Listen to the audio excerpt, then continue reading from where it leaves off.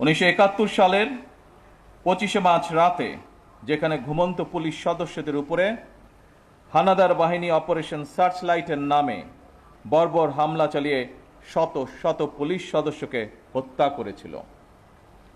আমি আজকের অনুষ্ঠানে প্রথমেই বাংলাদেশের মুক্তিযুদ্ধে পুলিশ শহীদ সকল সদস্যকে শ্রদ্ধা ভরে স্মরণ করছি। শুধুমাত্র স্মরণের মধ্যে দিয়েই আপনাদের আমাদের দায়িত্ব শেষ হয়ে যায় না।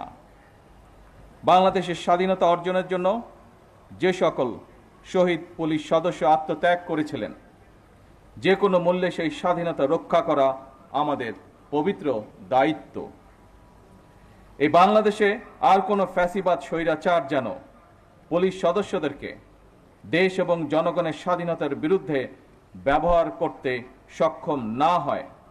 স্বাধীনতার প্রথম প্রহরেই পুলিশের রক্তে রঞ্জিত এই মাটিতে দাঁড়িয়ে আসুন আজ আমরা আবারও নতুন শপথে অঙ্গীকারবদ্ধ হই। একদিকে বাংলাদেশের স্বাধীনতার পক্ষে চট্টগ্রামে মেজর জিয়ার উই রিভল্ট, অপরদিকে ঢাকায় রাজারবাগ পুলিশের মরণপণ প্রতিরোধ। এরপর স্বাধীনতার লড়াই থেকে বাংলাদেশের স্বাধীনতাকামী মানুষের পিছিয়ে থাকার আর কোনো সুযোগ ছিল না। তবে মুক্তিযুদ্ধকালীন প্রজন্ম থেকে শুরু করে আজ পর্যন্ত, অর্থাৎ মুক্তিযুদ্ধ পরবর্তী প্রজন্ম, আমরা যারা ইতিহাস পড়ে কিংবা বীর মুক্তিযোদ্ধাদের প্রত্যক্ষ অভিজ্ঞতা শুনে মুক্তিযুদ্ধ সম্পর্কে জেনেছি, তাদের মনে মুক্তিযুদ্ধকালীন ইতিহাস নিয়ে এখনো কিছু প্রশ্ন হয়তো রয়েছে। 1971 সালের উত্তাল মার্চে জনগণ যখন স্বাধীনতাকামী মানুষের মনে টান টান উত্তেজনা, এমন পরিস্থিতিতে তৎকালীন পশ্চিম পাকিস্তান থেকে যখন ঢাকায় প্রতিদিন হাজার হাজার সৈন্য জড়ো করা হচ্ছিল, এমন পরিস্থিতিতে সকল পুলিশ সদস্যদেরকে রাজারবাগ পুলিশ লাইন্সে একসঙ্গে জড়ো করে রাখার পেছনে তৎকালীন রাজনৈতিক নেতৃত্বের কি যুক্তি বা কৌশল কাজ করেছিল, বাংলাদেশের স্বাধীনতা এবং মুক্তিযুদ্ধ সম্পর্কে যারা এখনো গবেষণা করছেন, এটি এখন তাদের জন্য একটি গবেষণার বিষয় হতে পারে বলে আমি মনে করি। উপস্থিত পুলিশ কর্মকর্তা এবং সদস্যবৃন্দ, আনন্দঘন আয়োজনে এতক্ষণ আপনাদের বর্ণিল প্যারেড সকলে উপভোগ করেছে। আমার কাছে এটি শুধু একটি আনুষ্ঠানিকতা মনে হয়নি, বরং এটি ছিল পুলিশ সদস্যদের শৃঙ্খলা, আত্মমর্যাদা, দায়িত্ববোধ এবং সুন্দর ভবিষ্যতের দিকে দৃপ্ত পায়ে এগিয়ে চলার অবিচল অঙ্গীকারের বহিঃপ্রকাশ। দীর্ঘ 1.5 দশকেরও বেশি সময় ধরে ফ্যাসিবাদ বিরোধী আন্দোলনের সংগ্রামের ধারাবাহিকতায় 2024 সালে ছাত্র জনতার এক রক্তক্ষয়ী গণ অভ্যুত্থানের পরে দেশের স্বাধীনতাপ্রিয় গণতান্ত্রিকামী মানুষের আকাঙ্ক্ষার প্রতিফলন হচ্ছে জনগণের রায় গঠিত বর্তমান সরকার।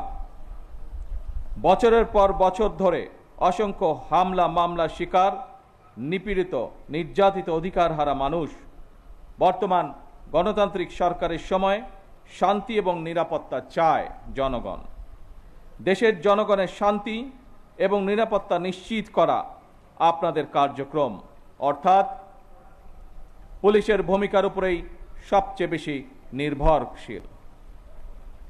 আপনারা জনগণের জানমালের নিরাপত্তা নিশ্চিত করতে সাধ্য এবং সামর্থ্যের সবটুকু দিয়ে চেষ্টা করবেন, এটি আপনাদের কাছে বর্তমান সরকারের প্রত্যাশা।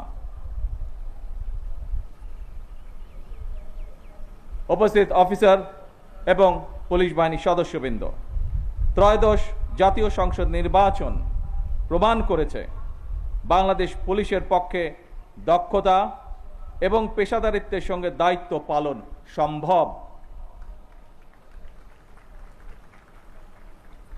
শুধু দেশেই নয়, জাতিসংঘ শান্তিরক্ষা কার্যক্রমেও বাংলাদেশ পুলিশ দক্ষতা এবং সুনামের সঙ্গে কাজ করে যাচ্ছে।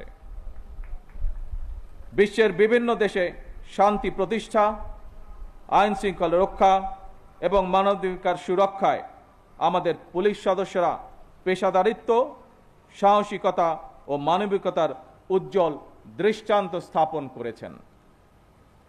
জাতিসংঘ শান্তি মিশনে নারী পুলিশ সদস্যদের ভূমিকাও আন্তর্জাতিকভাবে প্রশংসিত হয়েছে। সুতরাং শুধু বিদেশেই নয়, দেশের জনগণের সঙ্গেও পুলিশের মানবিক আচরণ প্রত্যাশিত। এই অনুষ্ঠানে